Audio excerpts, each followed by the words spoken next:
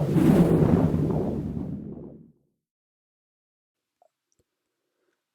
ladies and gentlemen, this is Game of Trades and this is going to be a technical analysis of the S&P 500. So it's been a while since I haven't made an update on the stock market. So pay attention because I think that there's going to be some big moves coming in the near future, probably within the next 2 weeks or so. So just to remind where we were last time, I made a video, it was around here. I called for a false breakout. The S&P 500 was overstretched, building divergence on the daily chart. This is the daily chart. You can see that we've made higher highs on this chart, and the MACD was actually making a lower high. So that's a typical sign of a reversal, and if you've been watching my videos, you'll know that this is my type of trade setup. I love these divergences. I love these false breakouts, and I hope that we can actually make some more profits along the way down if we start to go down further. I'm going to get into more detail as to how we can trade a potential stock market crash if it comes. So obviously I'm speaking here with a bias. If you've watched my videos, you'll know that I pay attention to many charts, many time frames. The weekly chart and the monthly chart both show the same type of divergences that you see here. I'm not going to go into detail, but the stock market is overstretched, going higher and higher, whilst the momentum indicators like the MACD and the RSI are actually showing signs of weakness. And this is a typical indication that reversal is coming for this market, especially when it comes in bigger time frames like the monthly chart. That tends to predict bigger stock market crashes or bigger potential bear markets coming. So that's what I wanted to say before I actually get into the technicals.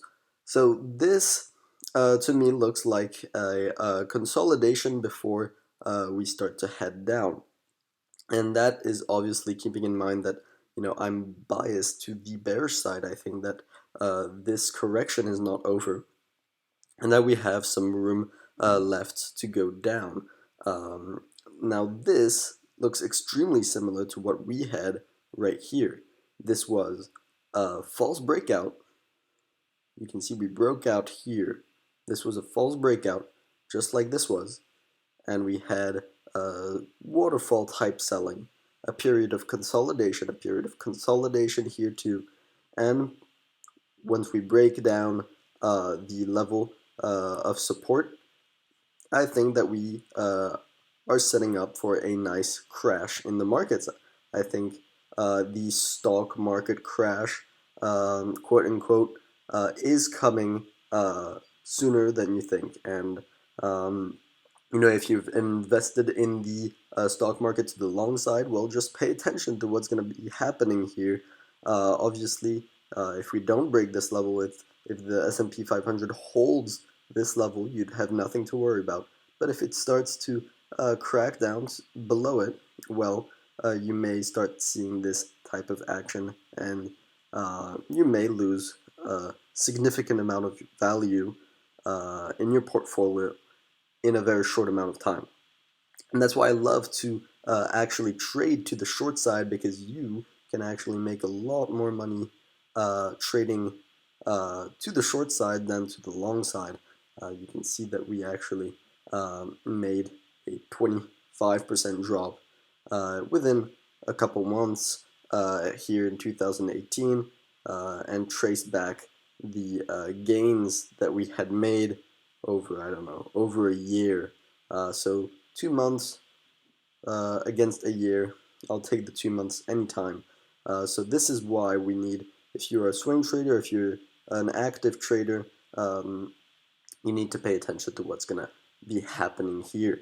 Now I'm going to go through the levels in more detail, but before I do so, I want to go through one more thing that I noticed on Friday before the close.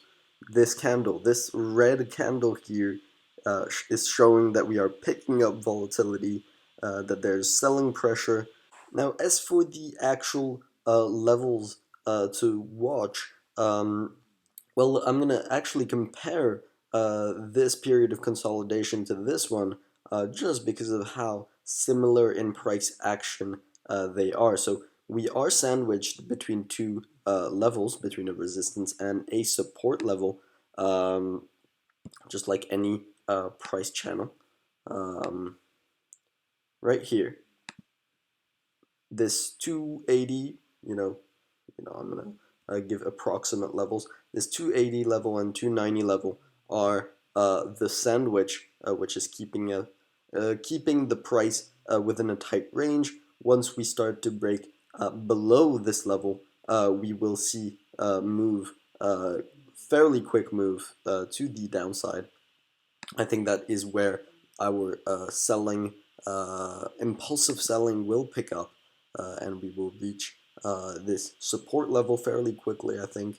And then obviously, this is my first target, this is my second target, and if things start to get really bad, if we start to undercut this 260 level, then we may eventually reach this level or below, I think.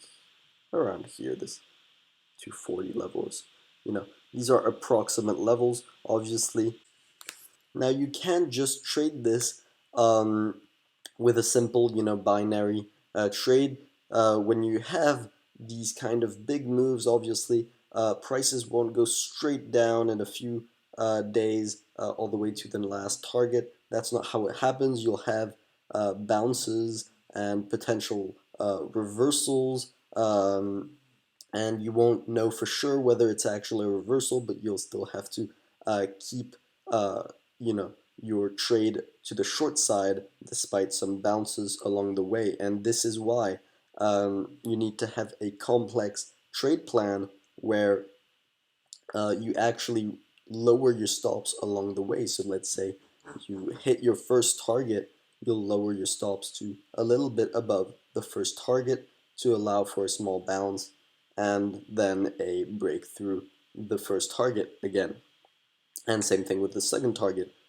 It hits the second target, you lower your stops to a resistance level above to allow for a small bounce so that you can book your profits. If you raise your stops, you'll book all this profit and perhaps allow for a little bit of extra room if it just wants to bounce and go back down to the next target again. I think you get the idea. If you're an experienced trader, you'll know exactly what I'm talking about. Um, uh, but obviously that's not my job to explain. I'm just here for the actual technicals. So I hope you guys enjoyed the video. If you did, make sure to drop a like and subscribe if you haven't already. In the meantime, good luck on your trading and see you next time.